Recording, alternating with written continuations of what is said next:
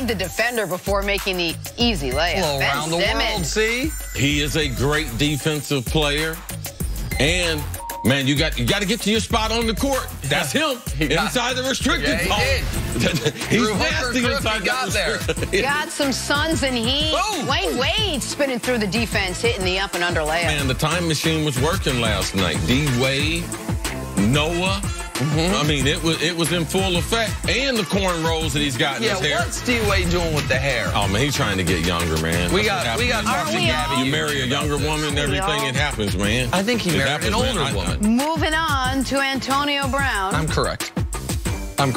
If I were a betting girl, I'd put my money on the disgruntled wide receiver not playing for the Steelers next season. He wants a trade, and he has hinted at possible destinations. One of those hints, his Instagram post photoshopped in a 49ers jersey. Right now, the Niners are the betting favorite at a landing spot if Brown is moved, with teams like the Saints and Packers not far behind. Stacey, what do you think? What's the most likely landing spot for Antonio Brown? I think San Francisco is one of the landing spots, but if you listen to some of the information coming out of Pittsburgh, you know, because there's tremendous restriction they're putting on trading a very, very valuable commodity. They're not going to trade him to New England. They're not going to trade him to anyone in the NFC, AFC North, and they prefer not to trade him to anyone in the AFC. So, yeah, we can keep drawing things up of where he might end up, who has draft picks and everything. But I think that San Francisco will be among the teams that right now they're in a pressure situation. Like, they got to be able to get some playmakers for Jimmy Garoppolo, for him to be as efficient and get their money's worth from him as a quarterback. So I think San Francisco is one of the spots. I also look for Tampa Bay. You know, Deshaun Jackson, he's not happy there. They're going to get him out. Bruce Arians coming into town. He's had experience with Antonio. So I look for Tampa Bay to be a part of it. The Colts might be a part of it. The Jets might be a part of it. So I think there are a couple landing spots for him that I believe, but Kyle Shanahan, I believe in San Francisco, is the most likely spot today for him to land up. Okay, so if we just want to cross out New England, we know he'd be deadly in New England, but they don't want to trade in New England, understandably. We want to cross out the Bengals, Ravens, and Browns because they're AFC North teams. Every other team is at least potentially a viable option. The reality is every other team in the league would be a good fit for Antonio Brown because he's that type of player. Take the Kansas City Chiefs with the third highest scoring offense ever. You know what? He could help them because he can help everybody. Or the Oakland Raiders, who seem to be a mess offensively. Regardless of quarterbacks? Yeah, I believe he fits anywhere. Well, this is the thing. I don't believe he fits anywhere because he's been targeted on average 10 to 15 times a game. He has played in dynamic offenses that were typically spread offenses where they had 3 receivers on the field. He has had the luxury to be able to have the flexibility inside the system of Pittsburgh that he could freelance an awful lot. What you find out in free agency is you find out a lot of things that they don't tell you before you sign the contract. So for me, I'm apprehensive. If he doesn't have a Hall of Fame quarterback, I believe you will see more outburst like we saw in Pittsburgh later in his career. If they don't have 3 receivers on the field where he has the flexibility to be able to play multiple positions, you will see a guy get frustrated like we saw in Pittsburgh. And if he's not prime time, if he's not playing in the big games, how is he going to react? So thinking he's a no-brainer for the other 31 teams, we'd be very, very naive, all right? We're mostly system players. This is not a guy that can go to any system and to be able to play well. How would he do well in Jacksonville? Well, they run the ball. They run the ball an awful lot. Tom Coughlin overseeing that. They're a little more strict, a little more firm there.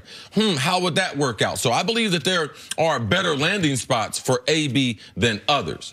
I totally agree. There's a hierarchy of ideal and not ideal for Antonio Brown. The point I was making is every team in the league, in my opinion, gets better when you add a player of his caliber. But if we were trying to fit the puzzle pieces together, Chris mentioned one of them in the Colts, where they have cap space, they have extra draft picks, and I believe T.Y. Hilton is an okay #1 receiver, but would be a dynamic #2. But there's another one that is in the NFC that has the Hall of Fame quarterback, that has the extra draft capital, that has the cap space, and that wants to win right now. Green Bay. And that's Green Bay. And now we know he can play in cold weather. Now I understand Pittsburgh's not as cold as Green Bay, but it's not like he's been playing his career in a dome. We also know that he's thrived with a Hall of Fame quarterback. We also know Green Bay has, I believe, more of a urgency right now than they have in recent years. That is a spot that I think every piece fits. For the Steelers, you don't worry about it because they're cross-conference. Right. For AB, you know they play a lot of the 3 wide receiver set you're talking about, C. You're going to have a quarterback, one of the few guys in the league in my eyes, that would actually be a clear step up from Ben Roethlisberger. There's a lot of boxes checked with the Green Bay Packers to go along with. They can trade a first-round pick and still have a first-round pick in reserve. Okay, what about this question? The one guy that you guys have not mentioned at all is Mike Tomlin. How much is he going to need a coach who's going to be able to understand how to deal with him, his on-field stuff, his off-field stuff, the way Mike Tomlin was able to do? Or maybe he's thinking he wasn't able to do it. Well, the locker room is a huge locker room. I believe that Antonio, once he's traded, he'll be motivated. He'll be motivated because he's still trying to get a new contract. And there's certain things as far as football players and him getting to the job, working, doing that. He's going to put his best foot forward. Man, Antonio, it's like Randy Moss when he left Oakland.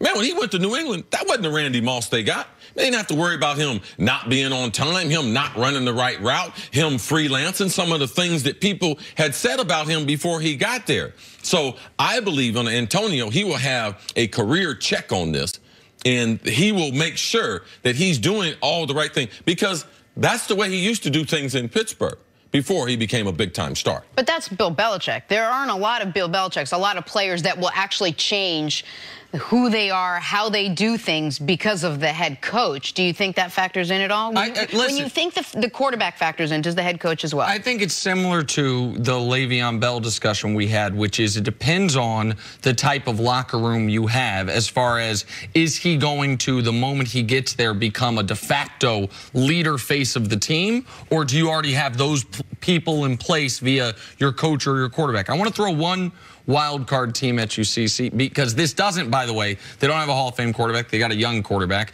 They don't have a Hall of Fame coach. They got a first-year coach. But what they do have is the #1 pick of the draft in the Arizona Cardinals. If they trade back, if they decide we're not taking a quarterback, obviously, at #1, our best value is to get a bunch of extra draft picks for a team that wants to trade up to get Haskins or Kyler or whomever the #1 player is.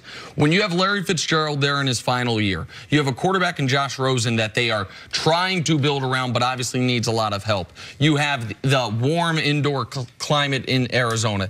Is that, to you, more of a combustible situation or a situation with Fitzy there that could work out quite well? Well, I'm not going to say it's a more combustible situation. He's not competitive. Arizona's not going to be competitive. Is that the type of environment that he wants to go in to try to finish his career? He's in love with social media. He's in love with the gram. He showed up to training camp in a helicopter. Like, is that really what the Arizona Cardinals need with a new, unproven coach that, I mean, there's going to be a question about control when you have Cliff Kingsbury and his young age taking over NFL locker room. He wasn't successful in college. So I don't think Steve Keim, the general manager, because he has taken some chances on some players, I don't think that that's the type of gift you want to give Larry Fitzgerald in his last season to bring Antonio, who